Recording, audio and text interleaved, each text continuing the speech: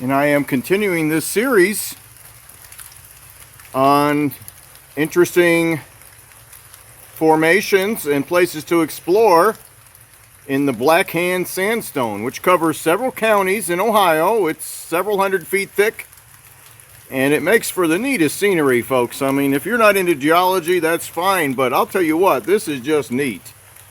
Here's more honeycombing, and all these rocks are honeycombed, and it's just a pretty place to hang out. Now, what I have done is I have moved about 10 miles from Rising Park in Mount Pleasant into the Appalachian foothills. It's much hillier here than in Lancaster.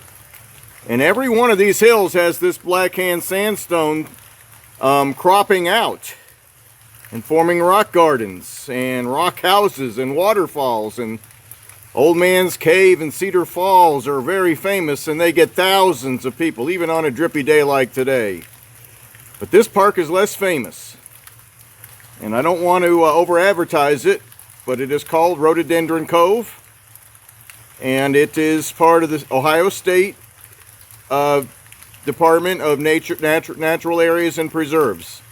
It has been preserved through public efforts. And unlike the Hocking Hills, there is rhododendron here. And I'm going to zoom in on one right here. This is a place where you'd often find it in a moist crevasse between these slump blocks. This is where you'd often find it in Kentucky, where it's common, in West Virginia and Pennsylvania and many other central and southern Appalachian states. But it is not common in Ohio. There's only a few places where it does occur naturally. But I'm just going to pan around. This is a rock garden similar to the ones I've commented on around Cave Run Lake and the Daniel Boone National Forest. And these chunks of sandstone are the size of houses. And there's all kinds of interesting plants growing on them. I'll zoom in on more of those as the afternoon progresses. But that great rhododendron, it is called, has white flowers that come out in June and July.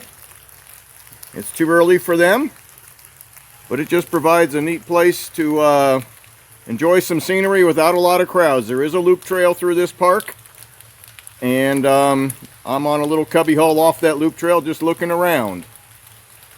So this is the Hocking Hills. We're not in Hocking County yet, but we're very close. And this is a less famous park in the Hocking Hills area. And those who have not spent much time in the Ohio Valley woodlands in the spring are in for a treat if you can get out in April and May. I'm looking at the flower of a mayapple, and they do come out in April as well as May. And I'll zoom out a little. It has a very large, looks like an umbrella type leaf, probably 6-8 inches across. Some people call these leprechaun umbrellas. And the ones that have the flowers actually have a twin umbrella over the flower. So there's 2 stalks above the flower. And here's another one right here with a flower and 2 stalks. Very common, not hard to find in most parks. Another one that's real common, but also very interesting. It's Jack in the Pulpit right here. And these ones are quite large, just a good 1.5 feet high. This one is doing well. And there's a few wildflowers that are unique to this type of habitat at Rhododenderon Cove. And I will make some short videos of those in a few minutes. Well, if you have spent any time in the Appalachian Mountains, you have come to know the pink lady slipper. It's common along the Appalachian Trail. It's common in some of the national parks and state parks in West Virginia and surrounding states, and even up into New England. It is not common in Western Ohio. It's unheard of in Western Ohio because our soils just have too much lime from the limestone and don't create the right kind of soil chemistry for this plant to survive or prosper. But this part of Ohio is where the 2 ecosystems meet, and we've got Appalachian plants right here mixed in with the mayapple and the other plants that were more Ohio Valley plants. So this is pink lady slipper, very showy. It's in full bloom here. It's growing right on a thin rocky soil here in Rhododenderon Cove, right along the trail, and there's quite a few more on this boulder over here. Let's see if I can get a better look here. I'm going to try to zoom in. Right in front of that fallen tree There's several more. You can see just a little bit of pink hue there. And I believe the reason I'm not finding them everywhere is they probably require more sunlight than is available in this forest. And I've been noticing a lot of really large chestnut oak trees. Not only large in diameter, but bent and broken and twisted. And that is an indication that this forest has not been logged anytime recently, if ever. It's a real steep hill here with a lot of rocks in the way. People had plenty of trees that were easy to get to during the days of early logging. This would have been their last choice. So perhaps this is actually first growth forest. But these chestnut oaks are old, and they're gnarled, and they're twisted, and they've been hit with lightning and ice storms, and they show the scars of a long, arduous life living on this mountaintop.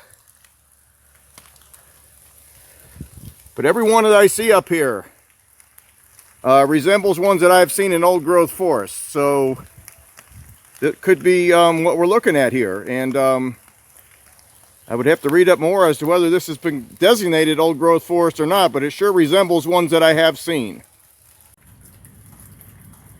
And I am on the trail at Rhododenderon Cove Nature Preserve here.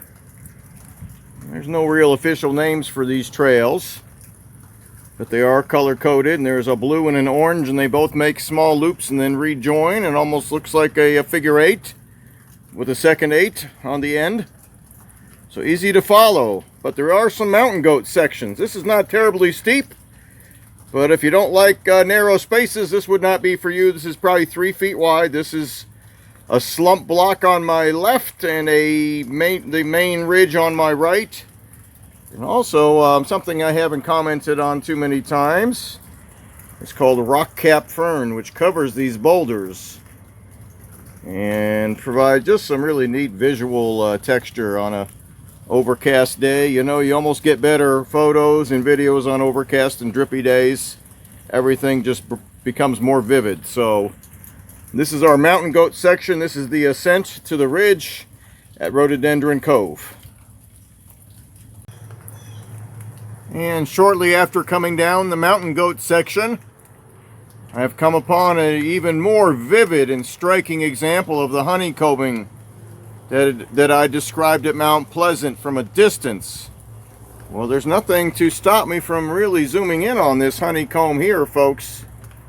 And I've actually put a couple coins there for scale. I've got a penny in the center of the video right there. That's a penny.